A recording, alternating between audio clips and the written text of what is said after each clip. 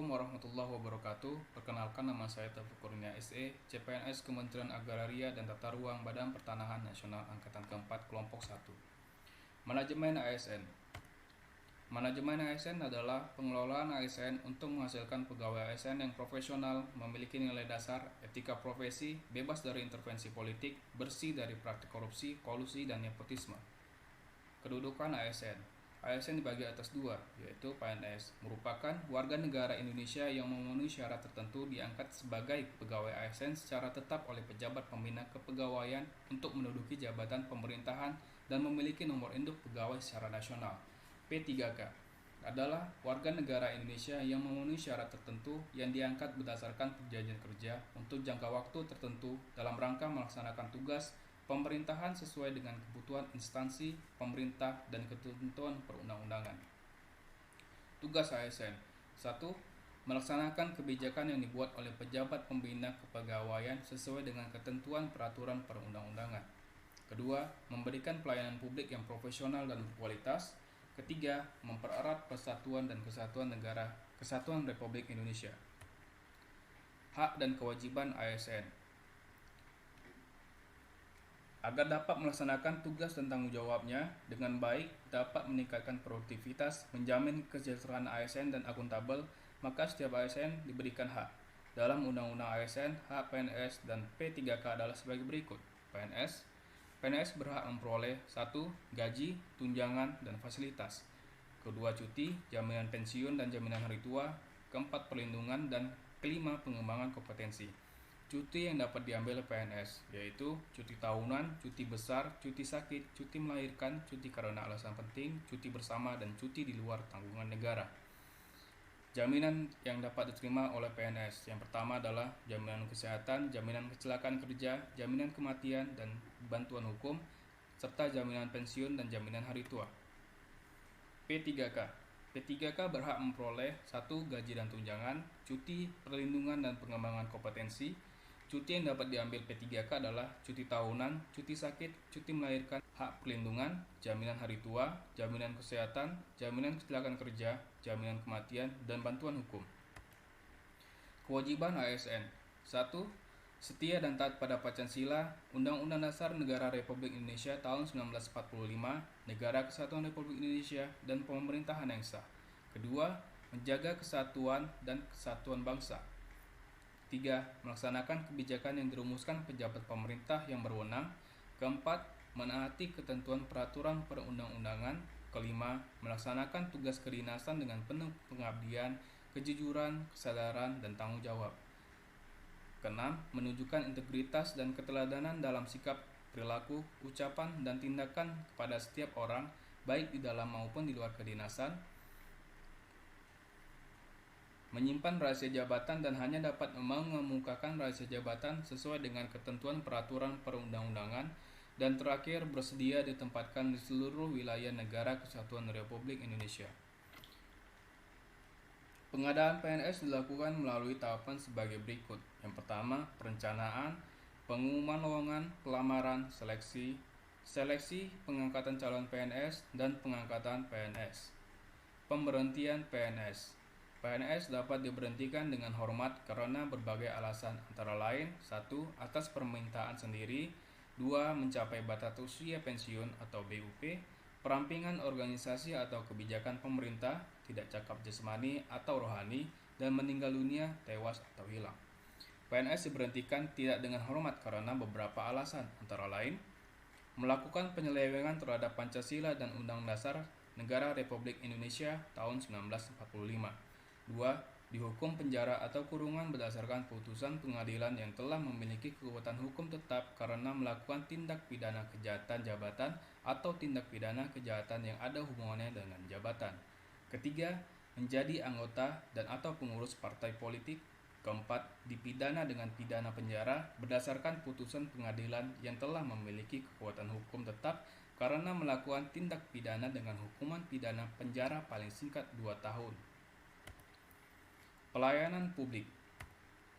Pelayanan publik diartikan sebagai segala bentuk kegiatan pelayanan umum yang dilaksanakan oleh instansi pemerintahan di pusat dan di daerah, dan di lingkungan BUMN atau BUMD dalam bentuk barang dan atau jasa, baik dalam pemenuhan kebutuhan masyarakat. 3 unsur penting dalam pelayanan publik. Yang pertama, organisasi penyelenggaraan publik. Kedua, penerima layanan masyarakat. Ketiga, kepuasan yang diterima.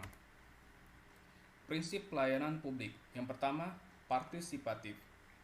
Dalam penyelenggaraan pelayanan publik yang dibutuhkan masyarakat, pemerintah perlu melibatkan masyarakat dalam merencanakan, melaksanakan, dan mengevaluasi hasilnya.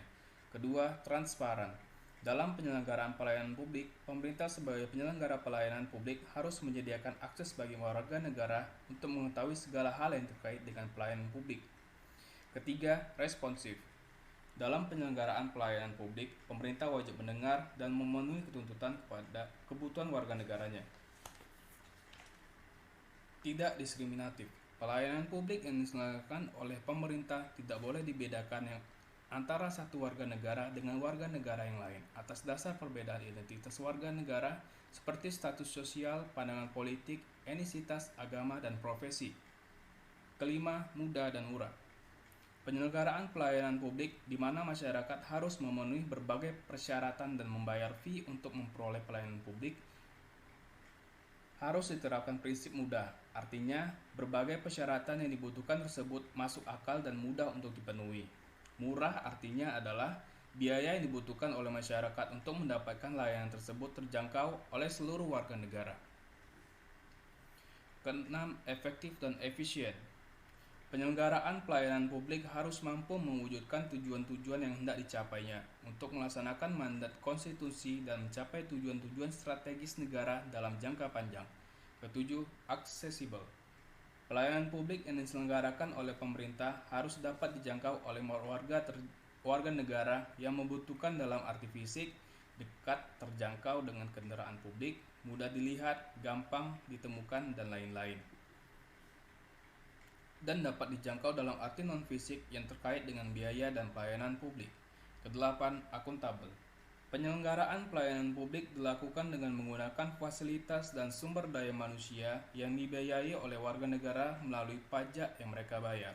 Oleh karena itu, semua bentuk penyelenggaraan pelayanan publik harus dapat dipertanggungjawabkan secara terbuka kepada masyarakat. Kesembilan, berkeadilan.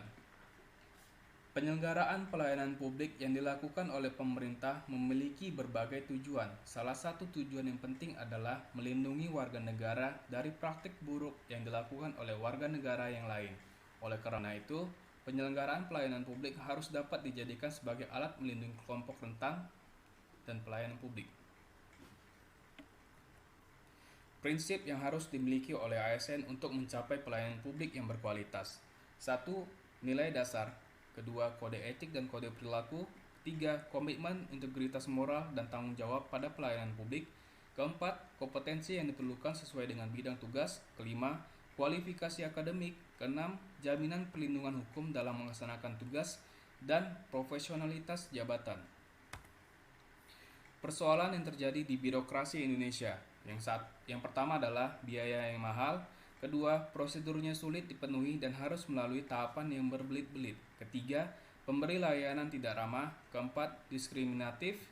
Kelima, tidak ada kepastian kualitas dan waktu penyelesaian layanan. Keenam, tidak transparan. Ketujuh, tidak responsif terhadap kebutuhan warga negara. Dan cenderung terjadinya praktik KKN. Layanan prima yang harus diterapkan oleh ASN.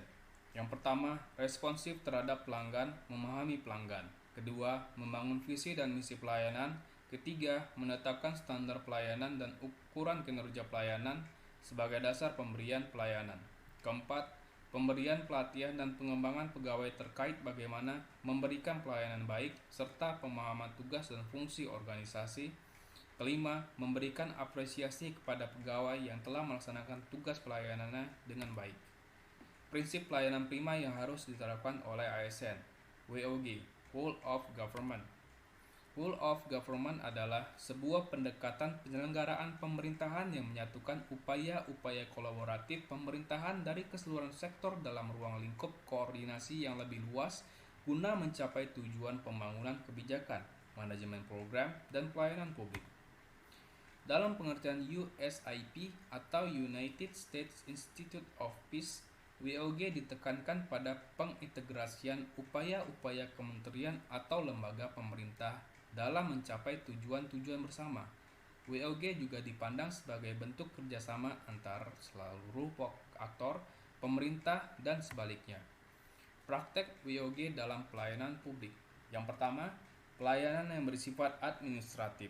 Pelayanan publik yang menghasilkan berbagai produk dokumen resmi yang dibutuhkan warga masyarakat, seperti KTP, status kewarganegaraan, status usaha, surat kepemilikan, atau penguasaan atas suatu barang, termasuk dokumen-dokumen resmi. Kedua, pelayanan jasa. Pelayanan yang menghasilkan berbagai bentuk jasa yang dibutuhkan warga masyarakat seperti pendidikan, kesehatan, ketenagakerjaan, perhubungan, dan lain-lain. Ketiga, pelayanan barang. Pelayanan yang menghasilkan jenis barang yang dibutuhkan warga masyarakat seperti jalan, perumahan, jaringan telepon, listrik, air bersih, dan lain-lain. Keempat, pelayanan regulatif. Pelayanan melalui penegakan hukum dan peraturan perundang-undangan maupun kebijakan publik yang mengatur sendi-sendi kehidupan masyarakat. Adapun pola pelayanan publik, yang pertama adalah 1. Pola pelayanan teknik fungsional, yaitu suatu pola pelayanan publik yang diberikan oleh suatu instansi pemerintah sesuai dengan bidang tugas, fungsi, dan kewenangannya. Kedua, pola pelayanan satu atap, yaitu pola pelayanan dilakukan secara terpadu pada satu instansi pemerintah yang bersangkutan sesuai dengan kewenangan masing-masing. Ketiga, pola pelayanan satu pintu, merupakan pola pelayanan masyarakat yang diberikan secara tunggal oleh suatu unit kerja berdasarkan perlimpahan wewenang dari unit kerja pemerintah terkait lainnya yang bersangkutan. Keempat, pola pelayanan terpusat, merupakan pelayanan masyarakat yang dilakukan oleh suatu instansi pemerintah yang bertindak selaku koordinator terhadap pelayanan instansi pemerintah dengan bidang pelayanan masyarakat yang bersangkutan. Kelima, pola pelayanan elektronik, merupakan pola pelayanan yang paling maju dengan menggunakan teknologi informasi dan komunikasi yang merupakan otomasi dan otomatisasi pemberian layanan yang bersifat elektronik atau online sehingga dapat menyesuaikan diri dengan keinginan dan kapasitas masyarakat pengguna. Persyaratan agar WOG dapat diterapkan. Yang pertama, budaya dan filosofi. Menggabungkan dan adaptasi nilai-nilai WOG ke dalam budaya yang dianut sebelumnya merupakan keharusan agar tidak terjadi culture shock dalam dinamika organisasi. Kedua, cara kerja yang baru. Hal ini terkait bagaimana penyelenggaraan kepemimpinan yang berbagi antara satu sektor dengan sektor lainnya. Ketiga, akuntabilitas dan insentif. Outcome dan pelaporan yang dibagi antar sektor, fleksibilitas serta bagaimana reward dan pengakuan menjadi bagian dari manajemen horizontal. Keempat, cara baru pengembangan kebijakan, mendesain program, dan pelayanan. Collegiate approach, yaitu melalui pendekatan kolegial di mana masing-masing sektor mempunyai kesetaraan dalam pengambilan keputusan atau kebijakan.